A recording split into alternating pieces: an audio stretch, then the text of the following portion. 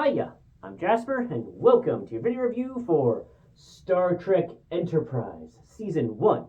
So, as always, I'm going to give you the good, the bad, and the furry. To start with furry, Dr. Phlox likes a lot of animals to help treatments, and I think that's neat. There's also various aliens, because it's a Star Trek show, so anthropomorphic, animal-esque things abound.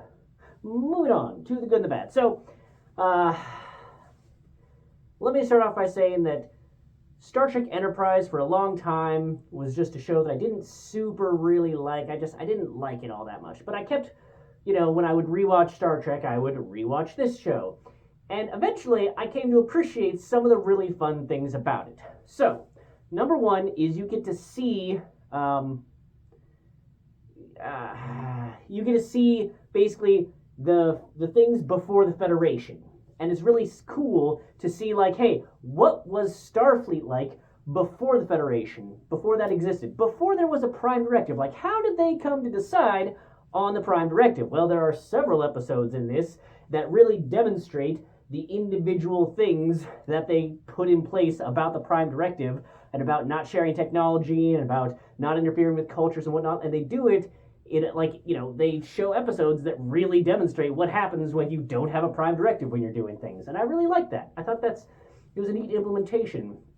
And then just seeing how they go from having one vessel that, can reach these faster speeds to, how does that impact their world? And it's really a fun time. And I definitely will say that the show gets much better on in the latter two seasons for sure, but I still enjoy it, and I don't know if it's just because I've just Stockholm my syndrome into liking it, but it is good. Archer is still my least favorite captain because I just find that he rants a whole bunch. He just paces back and forth in his little captain's ready room, bitching and moaning and being all impotent, and so he's probably my least favorite captain because of that. But there are several really good episodes in this, and overall, I think that the supporting cast is good enough, and the overall episodes and some of the questions that they raise are good enough. Okay? So, getting into this season specifically, I think that Broken Bow, parts 1 and 2, were one of the best opening episodes of Star Trek series. I thought they did a really good job of it. I liked the intro. They gave you a lot of information. I think they used both episodes quite well. Showing the animosity that the, humans have against the Vulcans, and then how just, superior attitude the Vulcans have for it. And I just think that sets it off in such a different tone than what you would expect from the Vulcans. And I like that. I thought it was an interesting direction to go. And I think that as the seasons play out, they do a good job of showing, much like how, what happened with Starfleet before the Federation to what happened with the Vulcans before we see the Vulcans that we know and love in later TV shows. So I thought that was fun. The next episode, though, Fight or Flight, was meh. I gotta say, I really don't like Hoshi. The actress is fine. I've seen her in, I think it's Bosch, and she is fantastic. It's not a slight on her acting or her, but Hoshi, the character, I just hate. I hate her so much. She is the Troy of Star Trek Enterprise, because they're just oh, the universal translator can't do this, but then and so then she comes in and she solves the problem. And oh, I could just by hearing 10 words, I'm able to figure out their conjugation, their language, sort of to be able to save the day. But then in later episodes, they show her struggling with verbs or whatever with the Dr. Phlox in Denobulan. It's well, can you magically translate things that the translator can't even do, or can you not? And it's just one of those things where it's just whenever it's convenient, the translator can't do a thing, and Hoshi has to come in. But that's her only function. Other than that, she's there to freak out or not be confident in herself, or have some tiny amount of character growth because I'm going to volunteer for an away mission. Hoshi is the Troy of this show. Anywho, so yeah, not much else happens in this episode. The next episode, Strange New Worlds, like I said about developing protocols, one of the ones which they will never develop, because budgetary and for interesting purposes, is, hey, maybe scan better before you go on some foreign planet without your suit on. It was fun to see the different paranoias and kind of help explore some of that like anti-Vulcan mentality for things, but yeah, it really shows that they should establish some type of protocol before going without suits on worlds, but they never do that, as evidenced from even as late as Voyager. They're still just like, la la la, everything's fine, oh no, something went bad. Who could have guessed? Anywho, fun episode. Next, Unexpected. It's neat that they show the holograms and they show that like Trip is like, wow, I mean, we have something like this, but nothing of this caliber, and that's fun. It's also funny to see Trip pregnant and all that entails. So it's a fun time, and like his embarrassment for it is fun, and it's a lot of really just funny times, and I like that we can have lighthearted episodes in this show.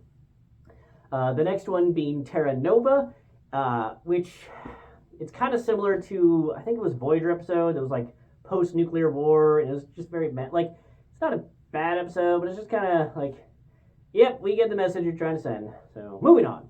The Andorian incident.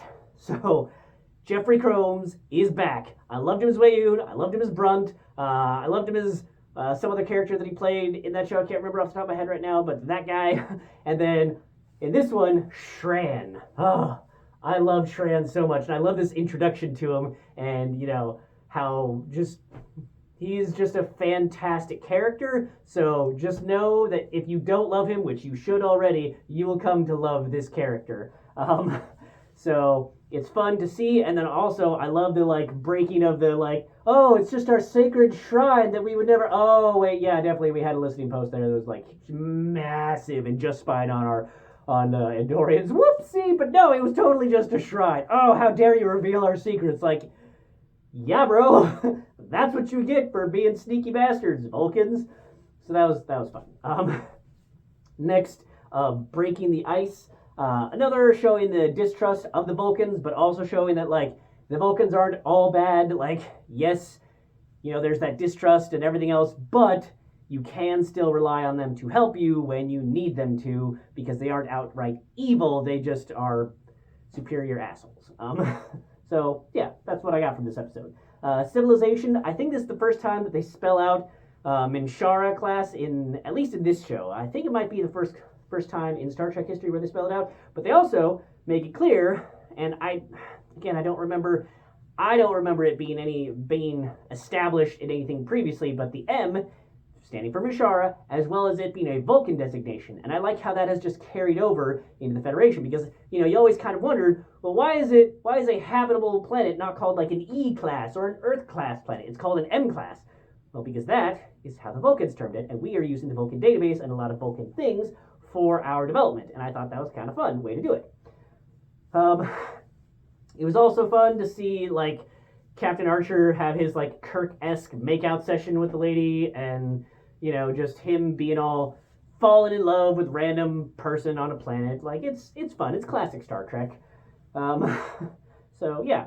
Then the next one, The Fortunate Son.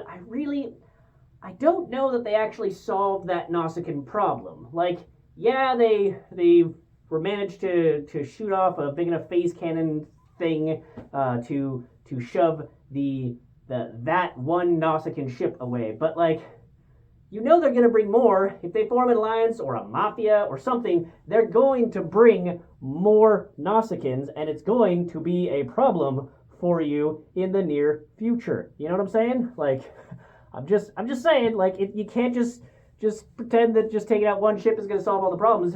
I don't think that they solved the problems. I think they made it worse. Moving on from there to Cold Front. So Cold Front, the temporal Cold War is stupid. Daniels is stupid. Every episode with Daniels is a worse episode because of Daniels being in it. Like Broken Bow, they could have just had the Suliban and the Cabal be like this super genetically advanced government race thing or whatever, and they didn't have to involve time travel. But having the Cold Front, the temporal Cold War, be a main focus point, it creates the same problem that I think we are currently having with the MCU, which is that when you have a multiverse, none of the universes matter. Because, okay, if you kill off this character, well, he's alive in every other timeline in every other universe that's out there. And clearly you can swap between universes and have universal transmissal, so, like, it doesn't matter if somebody's alive or dead. So, like, anytime there's this temporal Cold War thing going on. It's like, well, clearly we win because your time frame is still there.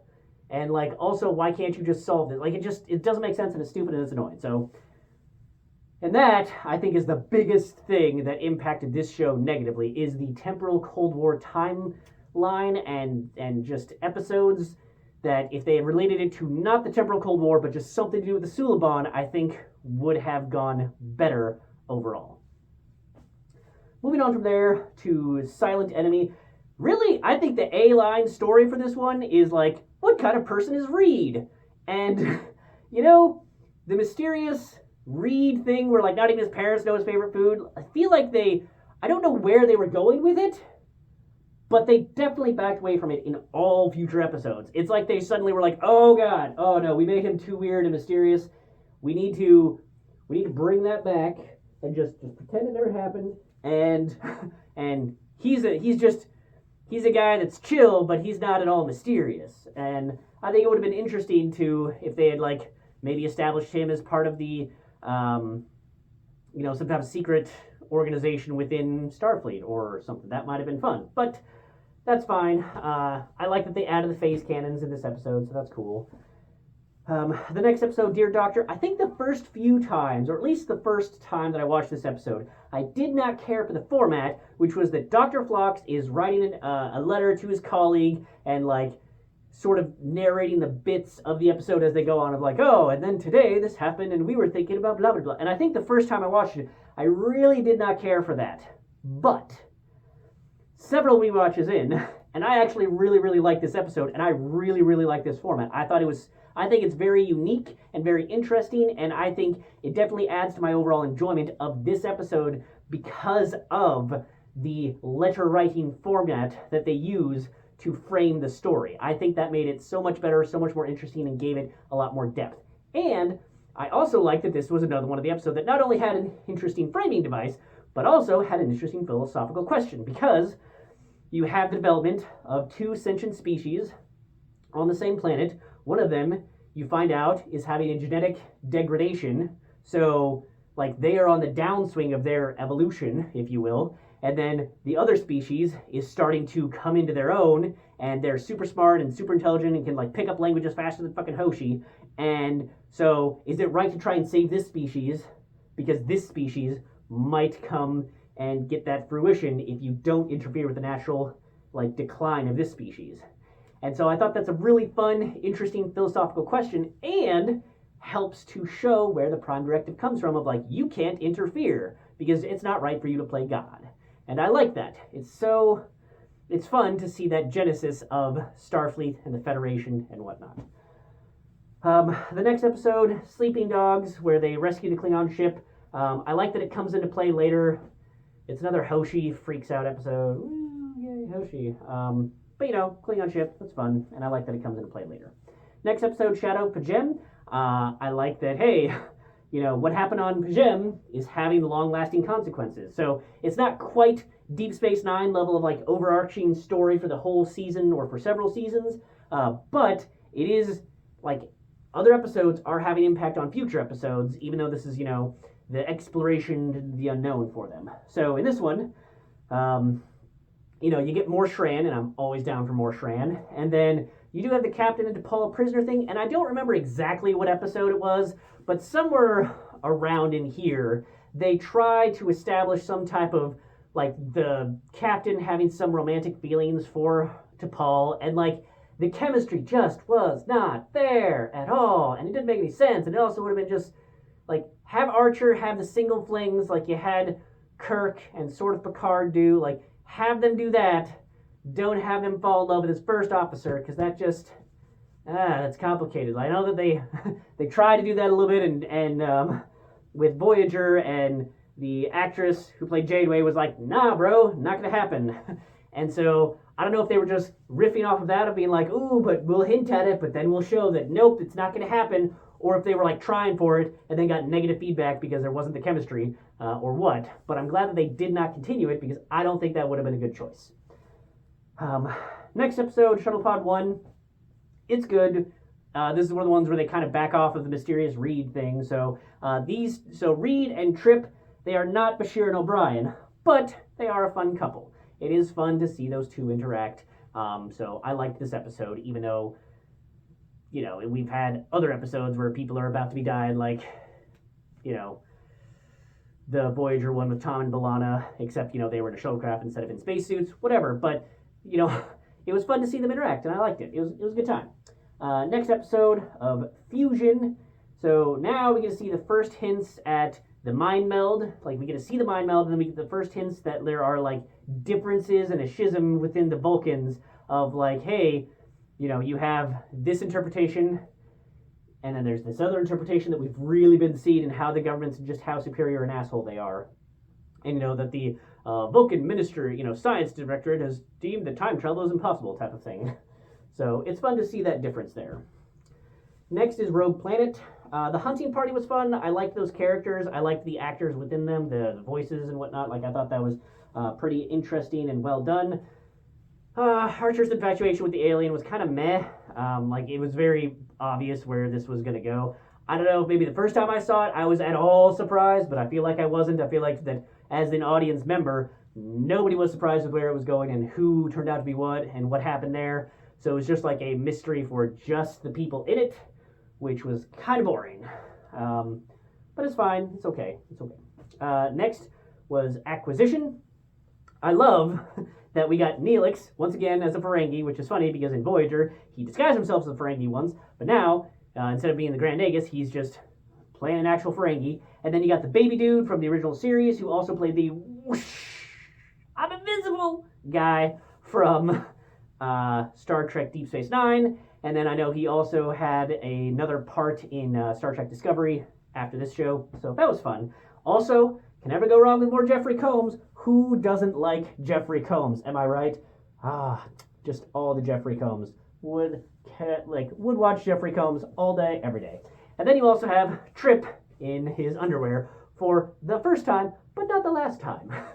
And then, yeah, so it was just, and it's a fun time. I love that, like, Archer is just, it's not groundbreaking cinema that the one hostage taker that everyone shits all over and is like the weak link that Archer befriends and like convinces him to do the thing. But it was fun to see the like guy who plays Shran and Weyoun play that guy of like the meek and the everybody's more than me type. Like, that was fun. And it doesn't have to be groundbreaking cinema as long as it's done in a fun way. And this episode was fun. I don't care what you say. It was fun.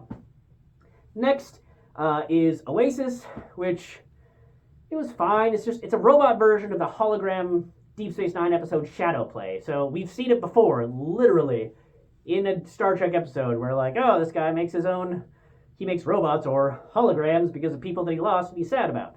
The only good thing about this episode is that it had Odo in it. I mean, I guess it's not the only good thing. Like, we still get to see Trips and do some interesting things. And, like, just, if you haven't seen that episode of Deep Space Nine, this would have been an interesting thing for you. And don't get me wrong, I love seeing Rene Auberjonois. So, yay for more Odo. But, yeah, overall, this episode didn't break any new ground. Next, Detained. This is just a classic Star Trek thing of, like, we've introduced villains, and now we have to humanize the villains to make them so that it's not all of that species being the bad guy. So this episode was just, don't be racist to Suliban episode. Sure. I guess I gotta have it. I did also like that, again, past episodes played into future episodes, this is where the legend of Archer being a warlord comes into play. And I like that this is where it happens, and how events can just unfold and get blown up over time. Next was Vox Sola. Pretty sure there was an SG-1 and an Atlantis episode where some entity, I think in SG-1 it was like a metal thing, like a metal rod that like pierces O'Neill. I don't remember exactly what it was in Atlantis.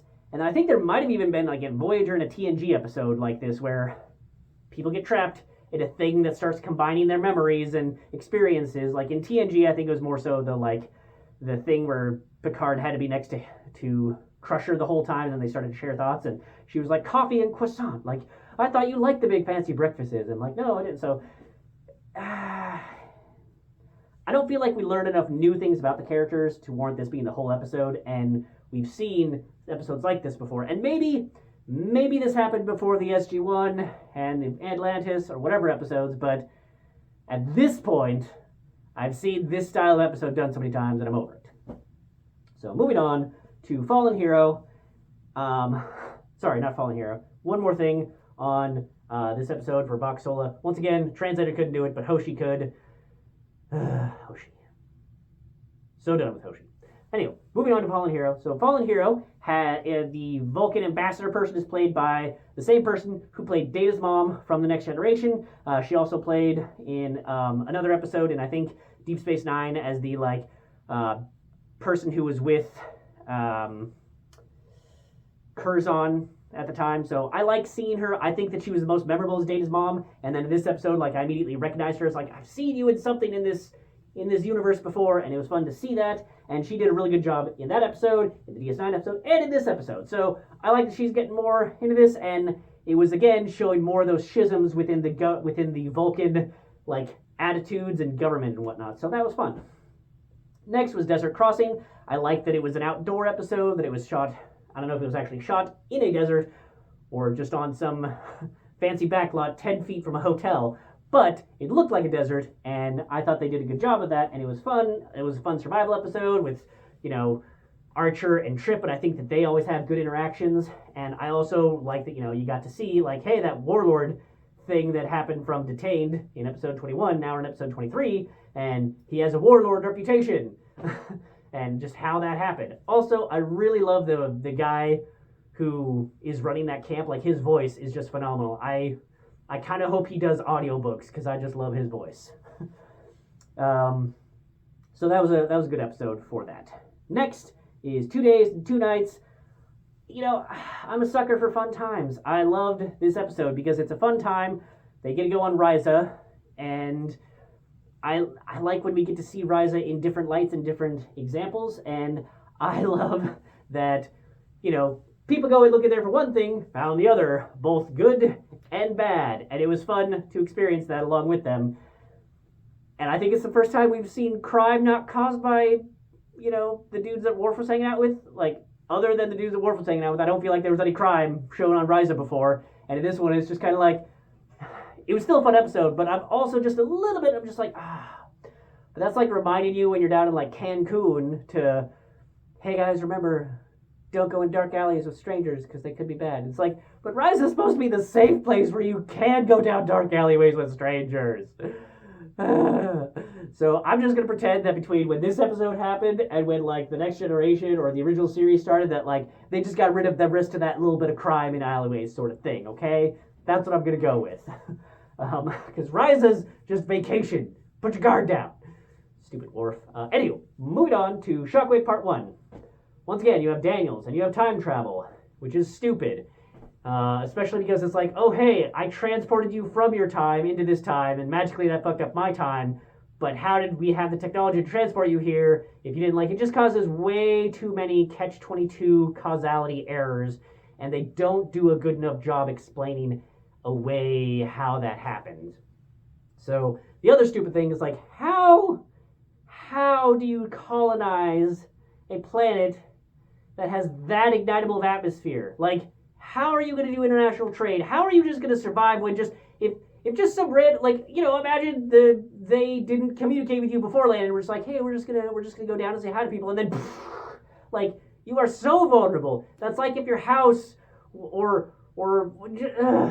if your house was made of gasoline and toilet paper, and you just never gonna have a smoker around. What? I don't know. It's dumb. It was a dumb thing. Dumb. That's all I have.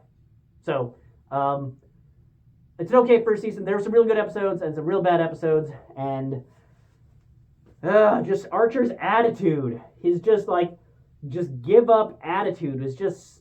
I guess it's kind of in character with his impotent rantings, but it's just so annoying because you're the captain. You're supposed to, keep the attitude of success. Whatever. Stupid episode. Bad way to end a season. But keep watching. Next season. All right. That's all I have for this one. Thanks for coming. Thanks for watching. Hope to see you in the next one. Bye.